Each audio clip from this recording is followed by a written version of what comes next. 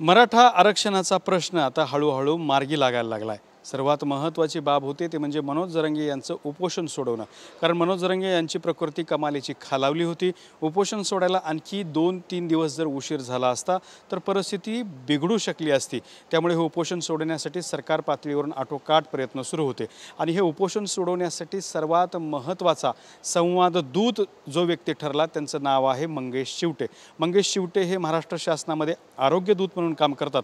मात्र या आंदोलनाच्या आणि उपोषणाच्या कालावधीत त्यांनी संवाद दूत म्हणून काम केलं आणि उपोषण सोडवण्याला यश आलं। मराठा आरक्षणाच्या लढ्याला बळ सुद्धा मिळालं। तेच मंगेश चिवटे आता आपल्याबरोबर आहेत, आपण त्यांच्याशी बोलणार आहोत। मंगेश भाऊ, उपोषण सोडवण्यासाठी तुम्ही प्रयत्न केले। खरं तर उपोषण सोडवण्याच्या 3 दिवस आधीपासून तुम्ही मनोज जरांगे यांच्याशी पडद्यावरती न येता चर्चा सुरू केली होती। पहिली चर्चा आपली कोण्या दिवशी झाली होती आणि कशी झाली होती?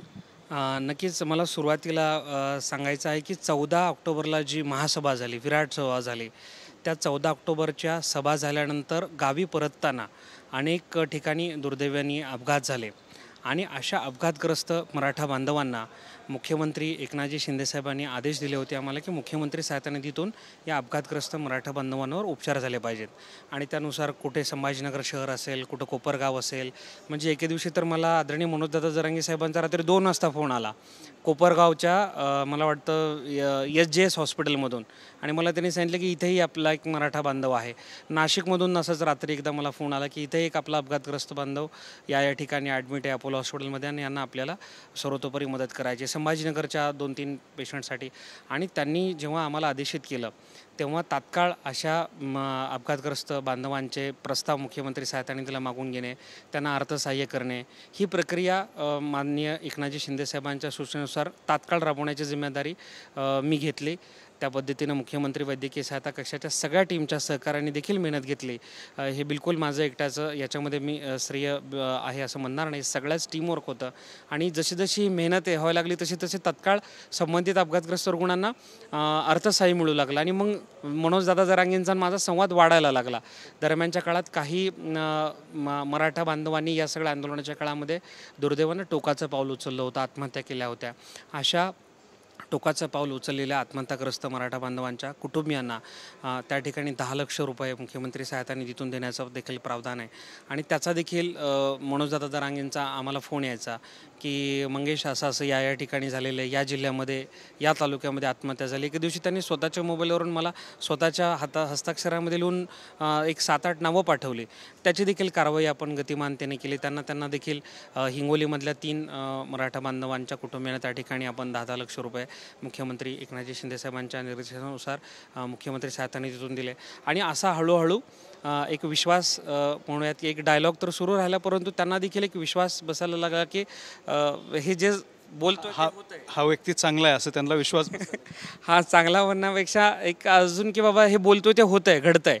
आणि सगळ्यात महत्त्वाचा मुद्दा की सभा जी झाली अंतरवलीची विराट सभा, त्यामध्ये आपण बघितले की 150 एकर जागा होती, ती परत 50 एकर वाढवली। अंतरवली, वाडी बुद्रुक अशी जी सगळी छोटी छोटी गावं आहेत, या सगळ्या गावातल्या काही शेतकऱ्यांनी स्वतःहून जागा दिली होती।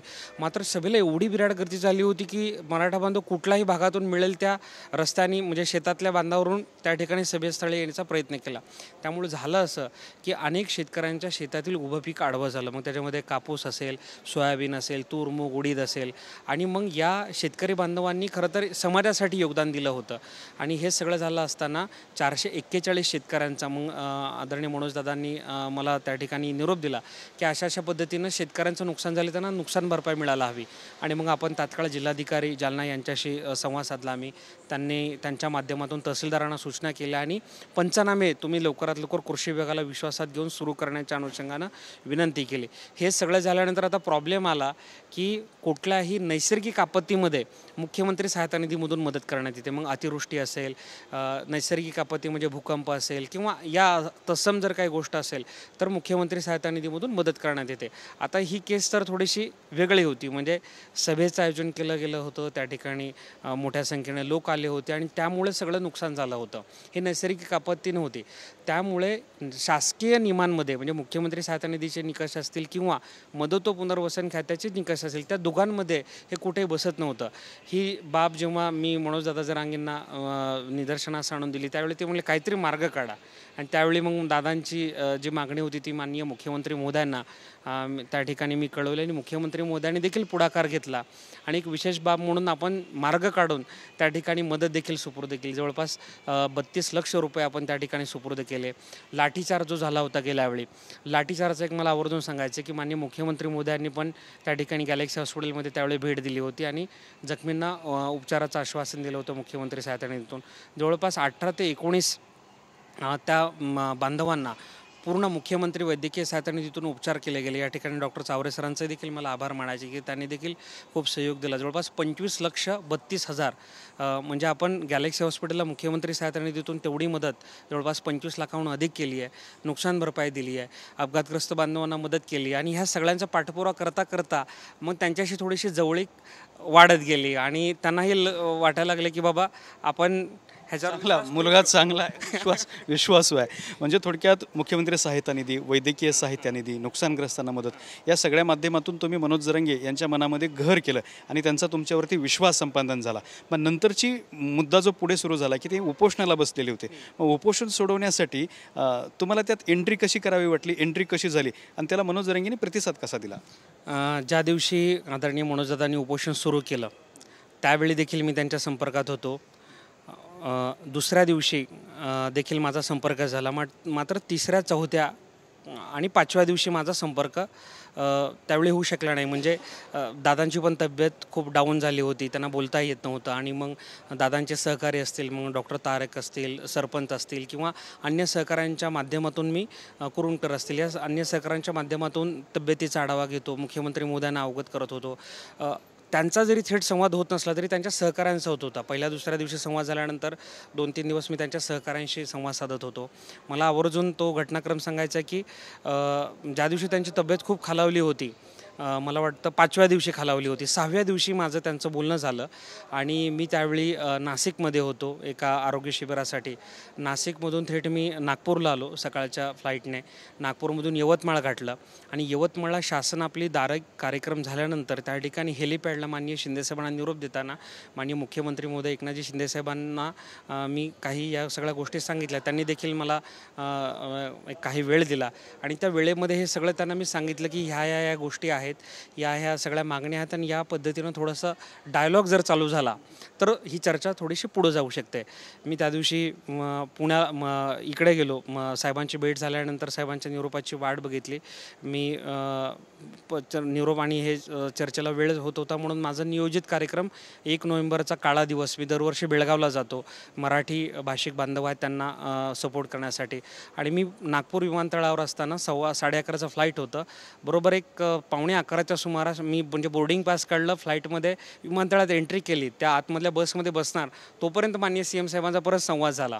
साहेबांनी त्या ठिकाणी विचारलं की काय कुठेस, मी सांगितलं की असं एअरपोर्टला आहे, आपल्या आदेशानुसार पुढची कारवाई करतो. मग साहेबांनी विचारलं की तू सकाळी म्हणजे कसं जाशील तिकडे. मी म्हटलं की साहेब या ठिकाणी आता विमानतळावर आहे, आपण आदेश करायचा, आपण तात्काळ त्या ठिकाणी मी संभाजीनगरकडे आंतरवलीकडे प्रयाण करतो. आणि साहेबांच्या सूचनेनंतर रातोरात त्या ठिकाणी आम्ही प्रवासाला सुरुवात केली. आणि हा तो दिवस होता ज्या दिवशी मनोज जरंगे म्हणत होते की माझ्या जीवात जीव असेपर्यंत येऊन माझ्याशी चर्चा करा. नेमकं त्या दिवशी तुम्ही त्याच दिवशी त्यांनी जलत्याग केला होता आणि त्यांचं वाक्य होतं, जोपर्यंत माझ्या जीवात जीव आहे तोपर्यंत येऊन चर्चा तरी करा. आणि ते एकदम भावनिक वाक्य होतं. त्याही अनुषंगाने माननीय CM साहेबांना मी कल्पना देत होतो. आणि मग रात्रीचा प्रवास सुरू झाला. समृद्धी मार्गे त्या ठिकाणी आम्ही म्हणजे संभाजीनगरमध्ये पोहोचलो आणि त्या दिवशी पण म्हणजे देवकृपेनं आहे, जगदंबेच्या कृपेनं आम्ही त्या ठिकाणी, कारण आम्ही नागपूरवरून निघताना स्थानिक एक भाड्यातत्वावर एक गाडी केली होती आणि अनफॉर्च्युनेटली त्या डॉक्टरची कदाचित झोप झाली असेल नसेल आम्ही विचारलं नव्हतं. रात्री 1:30 वाजताच्या सुमारास माननीय CM साहेबांचा फोन येऊन गेला होता, प्रवास सावकाश कर, अशाही सूचना त्यांनी दिल्या. मीही पुढच्या सीटवर बसून झोपलो होतो. पण मला अचानक जेव्हा 2-2:15 वाजता जाग आली त्यावेळी मी बघितलं की समृद्धी महामार्गावर ड्रायव्हरला अक्षरशः झोप लागली होती आणि मी ते निदर्शनास ते आल्यानंतर गाडी थांबवायला लावली, त्याला बाजूला घेतलं, त्याने तोंडावर पाणी मारलं, थोडा वेळ थांबला, पण त्याला विनंती केली की तू आता पाठीमागं बस जो माझा सहकारी दुसरा ऋषिकेश देशमुख उणाने वैद्यकीय सहाय्यक त्याला विनंती केली. तो उत्कृष्ट गाडी चालवू शकतो, ऑलराऊंडर आहे.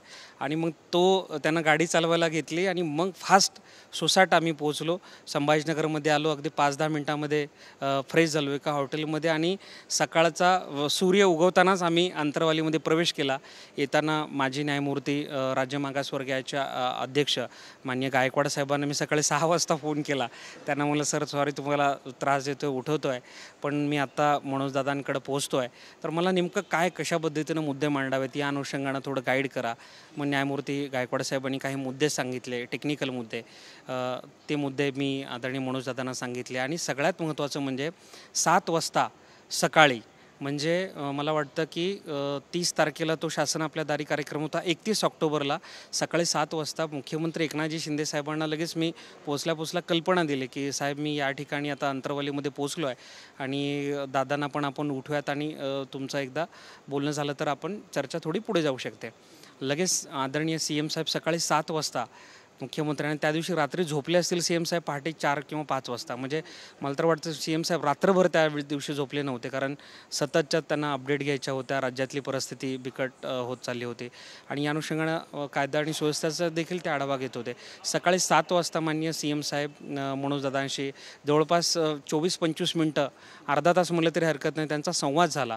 आणि मला वाटतं की तो जो आईस ब्रेक होणं ज्याला आपण म्हणतो की एक संवादाची प्रक्रिया पुन्हा सुरू होणं, ती सुरू झाली. कारण आपल्याला माहिती आहे की गावबंदी केली होती पुढारींना, सगळ्या राजकीय नेते, खासदार, आमदार, मंत्र्यांना. हाच फायदा तुम्हाला झाला, तुम्ही पुढारी नसल्यामुळे थेट पोचू शकता. ते खरं तर पथ्यावर पडलं असं म्हणता येईल की बाबा मी राजकीय नाही आहे, मुख्यमंत्री महोदयांचा विशेष कार्यकारी अधिकारी आहे आणि मुख्यमंत्र्यांच्या वतीनं एक संवादाची प्रक्रिया सुरू व्हावी यासाठी खरं तर आलो होतो. त्याच्यामुळे गावकऱ्यांनी कोणी विरोध केला नाही, ते देखील गावकऱ्यांचं मी आभार मानतो की गावकऱ्यांनी विरोध न केल्यामुळे मी सहज त्या ठिकाणी प्रवेश करू शकलो. आणि त्या ठिकाणी संवाद जो सकाळी 31 ऑक्टोबरच्या सकाळी संवाद झाला त्यावेळी दादांच्या चेहऱ्यावर पण थोडंसं का होईना समाधान बघितलं आणि तिथंही माझ्या अशा पल्लवीत झाल्या की बाबा आता कुठंतरी चर्चेला सुरुवात झाली आहे. आणि मग लगेच माननीय पुढच्या सगळ्या गोष्टी, नुकसान भरपाईच्या गोष्टी असतील किंवा ज्या काही त्यांच्या गोष्टी होत्या त्याही सतत साहेबांना अपडेट केला. दुसऱ्या दिवशी परत सकाळी माननीय CM साहेबांना त्या दिवशी सगळ्या गोष्टी अवगत केल्या आणि सकाळी मनोजदादांची 1 नोव्हेंबरला सकाळी परत 10:30-11च्या सुमारास परत एकदा भेट घेतली, चर्चा केली. त्यावेळी काही गोष्टी चर्चेला आल्या, माननीय CM साहेबांना अवगत केल्या आणि अशा पद्धतीने एक डायलॉग सुरू झाला. हेल्दी डायलॉग सुरू झाल्यानंतर पुढे सगळ्या गोष्टी, मग त्या दिवशी रात्री परत मी मुंबई गाठली. माननीय CM साहेबांना भेटून काही गोष्टी सांगितल्या की अशा पद्धतीनं सगळ्या गोष्टी आहेत आणि माननीय CM साहेब पण लगेच राजी झाले. CM साहेबांनी पुढच्या गोष्टींची तजवीज केली. मग विशेष विमानाची व्यवस्था केली. न्यायमूर्ती गायकवाड साहेब असतील, MJ गायकवाड असतील, सुकरे साहेब असतील, त्यांच्याशी चर्चा केली. मला सगळ्यात महत्त्वाचे आभार ह्यांचे बच्चूभाऊंचे देखील मानायचे आहेत, कारण मी ज्या दिवशी मुंबईला गेलो इथून त्या दिवशी बच्चूभाऊंनी 1 नोव्हेंबरला मला वाटतं रक्तपात नव्हे तर रक्तदान करून या लढ्याला पाठिंबा अशी एक अनोखी मोहीम चालवली आणि बच्चूभाऊंनी रक्तदान केल्यानंतर 1 नोव्हेंबरला ते या ठिकाणी आले आणि 1 नोव्हेंबरला त्यांनी दादांची देखील समजूत काढली. आणि मला वाटतं आदरणीय बच्चू कडूंचा देखील या ठिकाणी खूप मोठा रोल आहे. बच्चूभाऊ देखील CM साहेबांचं सातत्यानं बोलणं करून देते, संपर्कात होते आणि या सगळ्यांमुळं एक डायलॉग जेव्हा सुरुवात झाली त्यावेळी सगळी चर्चा हळूहळू पुढे गेली आणि माननीय मनोजदादांनी देखील सहमती दर्शवली की बाबा आता शिष्टमंडळ येऊ द्या. यातला एक मला तुम्हाला प्रश्न विचारायचा आहे. मनोज जरांगे हे अवघड आणि कठोर आंदोलक आहेत. तुम्हाला कधी वाटलं की आपण ह्याच्यात तोडगा काढू शकतो? खरं सांगायचं तर वाटलंच नव्हतं. वाटलंच नव्हतं. अनपेक्षित यश होतं. 31 ऑक्टोबरची त्यांची भेट, 1 नोव्हेंबरची भेट असेल, धाकधूक मनामध्ये होती. त्यांच्याशी बोलताना पण थोडी भीती वाटायची कारण ते थेट बोलतात. मुळे त्यांच्या मनात एक आणि पोटात एक असं बिलकुल नाही. जे काय असेल ते थेट बोलतात आणि मलाही कुठंतरी त्यांचं बोलणं आलं की थोडासा डिप्रेस व्हायचो, कधी उत्साह वाटायचा. मग ते असं हळूहळू तुमच्यासारखे पत्रकार तुम्ही निराशा आशा सोडली नाही. तुम्ही चिवटपणे, म्हणजे तुम्ही चिवटे आहात आणि चिवटपणे तुम्ही त्यांच्या प्रत्येक मुद्द्याशी संवाद ठेवत गेला. नाही, नक्कीच. 1 नोव्हेंबरला मी ज्यावेळी परतीच्या प्रवासाला निघालो मुंबईला, त्यावेळी दुपारी दादांचा फोन आल्यानंतर मला तर खूपच टेन्शन आलं. मी म्हणजे एकदम म्हणजे गलित मला वाटलं आता उपोषण काही सुटत नाही, आपण काही करू शकत नाही आपल्याच्याने. आपल्याच्याने काय होणार नाही. आपण आपला आता निघावं, आपलं बॅग बिग भरून निघावं. आणि खरं तर मी तसंच गेलो होतो बॅग बिग भरून. आणि परत आता ते मोठी मोठी माणसं सगळं बघतील, बाबा आपला छोटा लहान कार्यकर्ते होता पण आपल्याच्याने हे सगळं काय होणार नाही असं मनात भावना करून गेलो. परंतु दादांचा थोडासा तो फोन झाल्यानंतर परत थोड्या वेळाने फोन आला, परत थोड्या वेळाने फोन आला. आणि मग असं माझं त्यांना फोन करणं, हां, मग कुठंतरी मग खात्री पडलं की अरे नाही, हा माणूस जसा आहे तसा आहे, पोटात एक कोटात एक असं नाही आहे. जे आहे ते रोखठोक आहे, जे आहे ते प्रत्येक गोष्ट ते खुलेपणाने त्या ठिकाणी सांगतात, योग्य वेळी रागावतात, जिथं रागवायचे तिथे. आज पण बघितलं आपण, मंत्री असेल कोणी असेल, बिलकुल बाळगत नाही. त्यांच्या ह्या स्वभावामुळे तुम्हाला तुमचा चिवटपणा वाढवायला मदत सगळ्यात महत्त्वाचं म्हणजे ती मनामध्ये जे द्वंद्व सुरू होतं की कधी थोडंसं नैराश्य यायचं, थोडा उत्साह वाटायचा, ते थोडंसं मग थोडंसं तुमच्यासारख्या सगळ्या शेतकऱ्यांनीही सांगितलं की थोडं स्थितप्रज्ञ देऊन प्रत्येक गोष्टीकडे बघा. त्यांनी जे काही बोलतील त्या अनुषंगानं आणि मग थोडंसं शांतपणे त्यांच्या प्रत्येक गोष्टीवर विचार करून साहेबांपर्यंत या सगळ्या गोष्टी पोहोचवणं. आणि यातला एक महत्त्वाचा प्रश्न तुम्हाला विचारायचा आहे. हे उपोषण सोडवण्यासाठी गेम चेंजर गोष्ट ठरली ती म्हणजे 2 न्यायमूर्तींना मनोज जरांगेंची चर्चा. ही कल्पना तुम्हाला कशी सुचली? नाही, ही कल्पना मला खरं सुचली नाही आहे. राज्याचे मुख्यमंत्री एकनाथजी शिंदेसाहेब, उपमुख्य देवेंद्रजी फडणवीस साहेब खरं तर यांची ही कल्पना आहे. कारण जेव्हा सुरुवातीला ही चर्चा झाली की अशा पद्धतीनं उपोषण मागे घ्यायचं असेल तर टेक्निकल गोष्टी त्यांना दादांना कळायला पाहिजेत की का नेमका उशीर होतो आहे, मागासवर्गीय आयोगाचं कशा पद्धतीनं लांबलचक प्रक्रिया आहे, इम्पेरिकल डेटा गोळा करण्यासाठी कशा पद्धतीनं उशीर लागू शकतो, गोखले इन्स्टिट्यूट पुण्याकडनं सगळे डेटा आकडेवारी घेणं, त्याच्यानंतर सॅम्पल सर्वे वाढवणं, मुंबईची टाटा सर्वे सोशल सायन्सेसच्या माध्यमातून अहवाल घेणं, या सगळ्या गोष्टी आहेत. आणि स्वतः न्यायमूर्ती गायकवाड साहेबांनी देखील जे सांगितलं होतं मला, ते देखील मी त्यांना 1 नोव्हेंबरच्या सकाळी सांगितलं होतं की बाबा ही प्रक्रिया, आणि स्वतः मान्य गायकवाड साहेब असताना देखील असं 1-2 महिन्यामध्ये ही प्रक्रिया झाली नव्हती. एक विशिष्ट काळ या सगळ्या गोष्टींना लागतो आणि हे जर व्यवस्थित पद्धतीने केलं तरच ते कायद्याच्या चौकटीत टिकू शकतं. नाहीतर हायकोर्टामध्ये आपलं टिकलं, सुप्रीम कोर्टमध्ये टिकलं नाही, पाठीमागचं आरक्षण आपल्याला सगळ्यांना कल्पना आहे. आणि म्हणून आता कुठल्याही पद्धतीच्या त्रुटी राहू नयेत या अनुषंगानं जर आपल्याला काम करायचं असेल आणि कायद्याच्या चौकटीत जर आरक्षण टिकवायचं असेल तर थोडासा या प्रक्रियेला वेळ द्यावा लागेल. या पद्धतीने देखील दादांशी चर्चा झाली. आणि आपल्याला कल्पना आहे की 2 नोव्हेंबरला जेव्हा स्वतः मला या ठिकाणी आभार मानायचे ते न्यायमूर्ती MG गायकवाड साहेबांचे, न्यायमूर्ती सुकरे साहेबांचे. कारण हे 2 न्यायाधीश राहिलेले, म्हणजे न्यायमूर्ती सुकरे साहेब तर आत्ताच काही दिवसांपूर्वी निवृत्त झालेत. न्यायमूर्ती गायकवाड साहेबांनंतर मराठा समाज तर देवच मानतो. आणि स्वतः मनोजदादा पण म्हणाले की आम्ही तर तुम्हाला देवच मानतो, तुम्ही म्हणाल ते आम्हाला मान्य. कारण गायकवाड आयोगाच्या अहवालाच्या नंतरच मराठा आरक्षण हे हायकोर्टमध्ये टिकलं होतं. आणि त्यामुळं या दोन्ही जजेसने खरं तर आपण बघितलं असेल राज्याच्या इतिहासामध्ये पहिल्यांदा माननीय मुख्यमंत्री एकनाथजी शिंदेसाहेब आणि देवेंद्र फडणवीस साहेब यांनी धाडस केलं की 2 माजी न्यायमूर्तींना थेट त्या ठिकाणी आंदोलनस्थळी पाठवलं आणि त्याच्यामध्ये 2 टप्पे केले. मग पहिल्यांदा शिष्टमंडळानं चर्चा करणं असेल आणि दुसऱ्या टप्प्यात शासनानं येऊन जी काही चर्चा झाली त्यावर शिक्कामोर्तब करणं किंवा थेट त्याची जबाबदारी घेणं असेल. आणि म्हणून मला वाटतं की हे हळूहळू पुढं, तरीच देखील आमच्या मनात धाकधूक होती.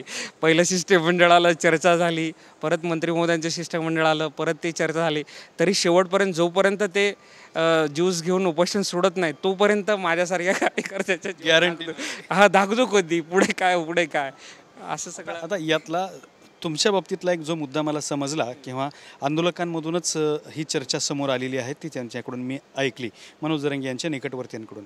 ते असं म्हणतात की आत्तापर्यंत मनोज जरांगे यांचं आंदोलन सोडवण्यासाठी जेवढे काही लोक आले तेवढे सगळे लोक मुख्यमंत्र्यांकडून निरोप घेऊन यायचे आणि मनोज जरांगे यांना कन्व्हिन्स करायचे. मात्र तुम्ही त्यात वेगळे होतात. तुम्ही आधी जरांगेंकडे आलात, जरांगेंचे सगळे मुद्दे समजून घेतले आणि त्या मुद्द्याच्या आधारे तुम्ही मुख्यमंत्र्यांना कन्व्हिन्स केलं, म्हणून हे उपोषण सुटण्यासाठी जास्त फायदा झाला. नाही, आज तुम्ही थेरी उलटी वापरली आहे. नाही, खरं तर म्हणजे हे अनपेक्षितपणे हे सगळं घडलं आहे. कारण यवतमाळच्या हेलिपॅडला जेव्हा आदरणीय भरतशेठ गोगावले साहेब, एकनाथजी शिंदेसाहेब, संजय राठोड साहेब पण होते आणि त्यावेळी जी काही वेळापुरती हेलिपॅडवर जी चर्चा झाली त्यावेळी आदरणीय CM साहेबांनी सूचना केली की बाबा आपल्याला काहीतरी मार्ग काढायचा आहे आणि संवाद चालू करायचा आहे. आणि जेव्हा संवाद चालू करायचा असेल तर तो एकतर्फी होऊ शकत नाही. तो दुतर्फी असावा लागतो. आणि म्हणून स्वतः त्या ठिकाणी रातोरात प्रवास करून मी पोहोचलो. मी तुम्हाला तो किस्सा पण सांगितला. आई जगदंबेच्या कृपेने वाचलो एका मोठ्या संकटातून, आणि हे सगळ्या गोष्टी पुढे घडत गेल्या. त्याच्यामुळे जो आईस ब्रेक करणं म्हणतो आपण, एका संवादाला सुरुवात करणं, आणि फक्त या निमित्तानं मला एकही पटलं की फक्त कुठलीही गोष्ट, कुठलाही एक मोठा विषय असेल तर तो संवादानं नक्की सुटू शकतो. मग कितीही घरातल्या विषय तुमच्या बाबतीत असा एक प्रश्न पडला, म्हणजे तुम्ही मुख्यमंत्र्यांचे संवाद दूत म्हणून मनोज जरांगेकडे आला होतात की मनोज जरांगेंचे संवाद दूत म्हणून मुख्यमंत्र्यांकडे जात होतात, हे कोड आहे? खरं तर याला म्हणता येईल की आता दोन्ही बाजूचा संवाद दूत निर्माण, म्हणजे संवाद निर्माण करण्याचं काम केलं, ही जमेची बाजू होती. तुम्ही एका बाजूला रुग्णांचे आशीर्वाद घेण्याचं म्हणता येईल किंवा रुग्णांना मदत करण्याचं काम करता, आणि आता हे मोठं उपोषण सोडवण्यासाठी किंवा मोठं आंदोलन जे आहे ते शांत करण्यासाठी तुम्ही मोलाची कामगिरी बजावली आहे. एक समाधानाची भावना आहे मनात? नक्कीच प्रचंड समाधानाची भावना आहे. मला नक्की या ठिकाणी सांगायचं की मला एवढं समाधान मी सांगू शकत नाही, कारण रोज मोबाईलवर ज्या पद्धतीच्या हे येत होता. आणि मला अजून एक किस्सा सांगा. ज्या दिवशी 1 नोव्हेंबरचा दिवस होता, आदरणीय मनोजदादांना मी भेटलो. तिथून निघालो. शुभम वाडेकर, जर मी चुकत नसेल तर, या 22 वर्षाच्या युवकाने आत्महत्या केली होती. आणि त्याच्या गावातल्या सगळ्या गावकऱ्यांनी जोपर्यंत सहायता निधीमधून अर्थसहाय्य मिळणार नाही तोपर्यंत पार्थिवावर अंत्यसंस्कार करणार नाही, PM करणार, अशी भूमिका त्या ठिकाणी घेतली होती. त्या ठिकाणी संभाजीनगर म्हणजे आंतरवलीवरनं मी निघालो की डायरेक्टली या ठिकाणी घाटीला गेलो. त्या सगळ्या नातेवाईकांची समजूत काढल्याने तात्काळ माननीय आमचे प्रधान सचिव विकास खारगे साहेबांशी बोलून, माननीय आमचे खाजगी सचिव खातगावकर साहेब होते, कवळे साहेब होते, त्यांच्याशी बोलून त्यांना विनंती सतत केली. बिलोनीकर साहेब, पालव साहेब असतील, आमच्या नातू मॅडम असतील, की बाबा हे जर आत्ताच्या आत्ता तासभर नाही आलं तर भावना एवढ्या तीव्र होत्या की त्या लोकांचं असं म्हणणं होतं की आम्ही पार्थिव घेऊन कलेक्टर ऑफिसला जाणार. ते एकदमच. आणि सगळ्यात महत्त्वाचं, तिथे घाटीला गेल्यानंतर त्या गावकऱ्यांनी ती चिठ्ठी दाखवली. त्या चिठ्ठीवर त्यांनी लिहिलं होतं की आदरणीय मनोजदादा, तुमच्या तब्येतीची तुम्ही काळजी घ्या, मराठा समाजासाठी मी हे बलिदान करतो. अजूनही अंगावर शहारा येतो. ते 22 वर्षाच्या मुलांनी काय जग पाहिलं असेल. आणि त्यावेळी देखील एकदम मनामध्ये, म्हणजे आता अजून जरी आठवलं तरी मला एकदम कसं तरी होतं. या संपूर्ण 8-10 दिवसांमध्ये जवळपास 25पर्यंत आत्महत्या त्या ठिकाणी झाल्या. टोकाचं पाऊल आपल्या बांधवांनी उचललं. मला वाटतं की अजून जर आंदोलन 1-2 दिवस जरी राहिलं असतं तरी काही होऊ शकलं असतं. म्हणजे आपण कल्पना देऊ शकत नाही. बीडची आपण घटना बघितली, राज्यभरातला उद्रेक बघितला, आणि सगळ्यात महत्त्वाचं एक वेळ ते आपण समजून घेऊ. पण टोकाचं पाऊल उचलण्याचं प्रमाण खूप वाढलं होतं. आणि लहान लहान मुलांचं, 22 वर्षाच्या मुलाने काय आयुष्य बघितलं असेल, आणि ते एकदम लागत होतं. माननीय मुख्यमंत्री महोदयांना 1 नोव्हेंबरच्या रात्री जेव्हा भेटलो त्यावेळी देखील त्यांना मी हा किस्सा सांगितला की साहेब, असं घाटी रुग्णालयामध्ये गेलो होतो आणि घाटीमध्ये अशा पद्धतीनं त्या ठिकाणी घटना घडली. साहेबांना पण एकदम गदगदून आलं. 22 वर्षाचा मुलगा. आणि म्हणून साहेब म्हणले, मंगेश, काही जे पाहिजे ते आपण शर्तीचे प्रयत्न करू, पण हे सगळं एकदम म्हणजे शिंदेसाहेबांच्या जीवाची तगमग मी त्या दिवशी बघितले की एक जीव हा अनमोल आहे आणि तो जीव गमवायला नको, अशा पद्धतीच्या भावना माननीय शिंदेसाहेबांनी व्यक्त केल्या. त्यावेळी त्यांच्या डोळ्यातल्या भावना मी वाचल्या होत्या. म्हणजे आपल्या कुटुंबातील कोणीतरी जात आहे, अशा पद्धतीच्या भावना मुख्यमंत्री महोदयांच्या डोळ्यात त्या दिवशी मी बघितल्या होत्या. आणि मलाही एकदम गलबोलून आलं होतं. ज्या क्षणाला मी 1 नोव्हेंबरच्या रात्री CM साहेबांच्या इथून निघालो, रात्रीचे 10:30-11 वाजले असतील, त्यावेळी मी म्हणजे साहेब आणि मी निशब्द झालो होतो. आम्ही दोघंजणांनी एकमेकांना निघत्या वेळेचा जो निरोप असतो, साहेब येतो वगैरे, असं आमचं म्हणजे ते बोलण्याचं पण हे झालं नव्हतं. ह्या घटनेचा जेव्हा उल्लेख झाला लहान मुलाचा, आणि म्हणून सगळेच इमोशनल झाले होते. मी स्वतः व्यक्तिशः त्या घाटी हॉस्पिटलमध्ये गेल्यानंतर तर मला ते पार्थिव नुकतंच PMला गेलं होतं. एकदम म्हणजे 1 तासामध्ये आपण ती कारवाई केली, त्या कुटुंबाला पैसे दिले. पण एकदम सगळ्या अशा घटना बघून असं वाटत होतं की अरे, आपण आत्ता जर हे थांबलं नाही तर खूपच एकदम कुठेतरी आपण चुकतो आहे. आणि म्हणून म्हणजे मला तर खरं भावनाही व्यक्त करता येत नाही आता. असं खूपच एकदम झालं होतं. नक्कीच. तर हे आहेत भावना विवश झालेले मंगेश चिवटे. मात्र मराठा समाजाचं टोकाला गेलेलं आंदोलन संपवण्यासाठी, आंदोलन शांत करण्यासाठी, शब्द पुन्हा वापरतो, टोकाला गेलेलं आंदोलन शांत करण्यासाठी मुख्यमंत्री आणि उपमुख्यमंत्र्यांच्या वतीनं एक संवाद दूत म्हणून काम करणारा व्यक्ती हा आरोग्य दूत होता, ज्यांचं नाव मंगेश चिवटे आहे, ज्यांच्या प्रयत्नातून मराठा समाजाचं उपोषण मागे घेतलेलं आहे, आंदोलनसुद्धा शांत झालेलं आहे आणि मराठा समाजाला आरक्षण मिळण्यासाठी 10 पावलं पुढे पडलेले सुद्धा पाहायला मिळतात. दत्ता कानवटे, TV9 मराठी, छत्रपती संभाजीनगर.